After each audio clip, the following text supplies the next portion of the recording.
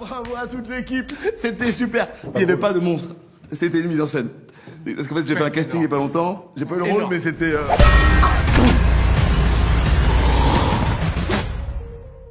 En fait, quand tu te mets dans la tête des youtubeurs qui passent de YouTube au cinéma, mon gars, ça doit être vachement stressant, quoi. Ça doit être ultra tendu. Un peu tendu au niveau... Et alors, imagine pour moi critiquer un film comme ça, du coup, c'est super dur, quoi. Un peu comme... Voilà, c'était le meilleur hommage que je pouvais faire à Mister V au manoir. Salut, au revoir, on embrasse Grenoble.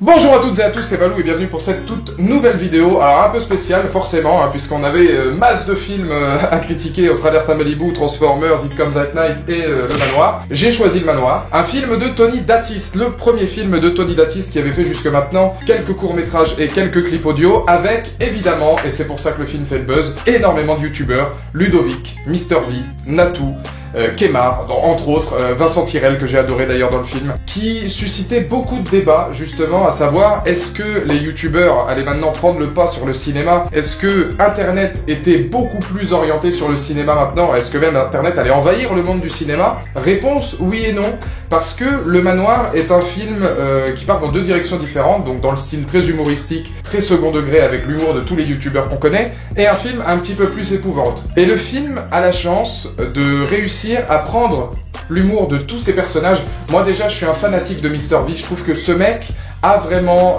beaucoup de talent. Mister V est aujourd'hui je pense l'un de mes humoristes préférés, parce que je trouve qu'il a réussi à inventer un truc, il a réussi à inventer un humour qui est à lui, et le revoir un petit peu dans ce thème-là, surtout que son album Mister VW est sorti il y a pas longtemps, donc il y a une grosse OP marketing autour de Mister V en ce moment, une grosse OP com qui mérite d'ailleurs, parce que c'est un mec, encore une fois je dis, qui a du talent. Mais c'est ça qu'on aime. Et ça on le retrouve dans le film, parce que l'humour de Kemar, l'humour de Natou, l'humour de Mister V, ils ont tous leur humour particulier, et chacun va l'utiliser, et le film est écrit de telle manière que tu peux avoir l'humour de tous les youtubeurs au sein même du film. Pour tous ceux qui connaissent ces youtubeurs là, je pense qu'il y a beaucoup de scènes où vous allez vous marrer. Si vous aimez pas ou si vous ne connaissez pas ces youtubeurs là, je vous conseille pas du tout le film, parce que c'est vrai que ça vole pas très haut au niveau de l'humour comme au niveau de l'épouvante, et je pense pas que vous allez forcément vous éclater de ouf, parce que là on est vraiment dans un trip très particulier, très youtubeur, avec des mecs qui savent ce qu'ils font, et avec de l'humour qui marche, parce que c'est leur humour qu'ils ont réussi à exporter d'internet. Donc fatalement, si vous aimez pas leur humour de base, c'est un peu compliqué. D'un autre côté, si vous aimez pas leur humour de base, je pense pas que vous allez aller voir ce film, parce qu'il est pas distribué dans énormément de cinéma, en tout cas dans ma région.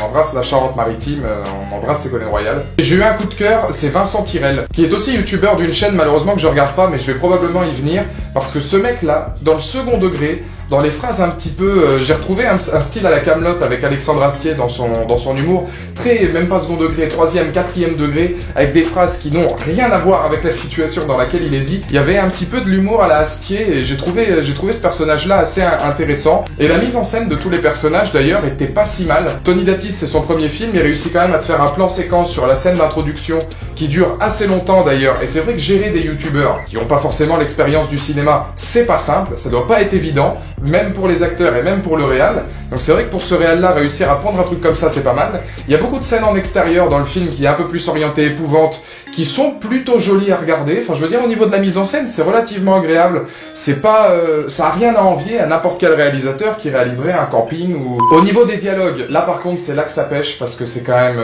humour très potache, mais vraiment très potache. Alors autant sur certains personnages comme Mister V, ça passe, parce que lui, il réussit à le mettre en scène, autant sur certains autres personnages, notamment des personnages qui ne sont pas issus de YouTube. Il y a des acteurs, deux actrices notamment, que je retiens, j'ai plus les noms, qui ne sont pas issus de YouTube, et elles, l'humour qu'elles essaient de donner ne passe pas du tout, parce que je dois plus avoir l'âge en fait pour toutes ces conneries là, mais bon, pour moi c'était, ça volait pas très haut. C'est pour ça en fait c'est un film, si vous aimez un petit peu tout ce qui est YouTube Game, etc., oui.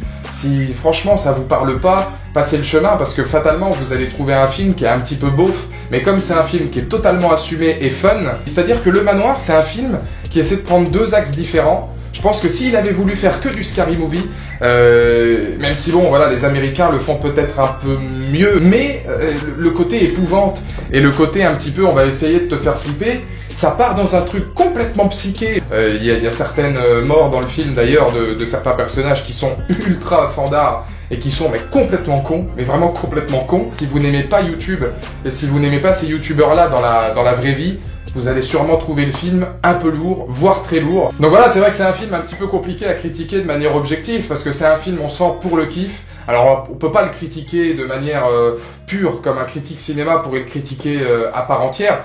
Là où je peux par contre vous aiguiller si vous avez aimé cette critique, c'est un film qui est basé sur les nouvelles images au cinéma. YouTube, Internet, tout ce monde-là, un petit peu comme Netflix d'ailleurs, hein. Le monde des séries télé, on a vu beaucoup d'acteurs qui vont maintenant dans le monde des séries télé, il y a beaucoup de nouvelles images qui s'incrustent peu à peu au cinéma.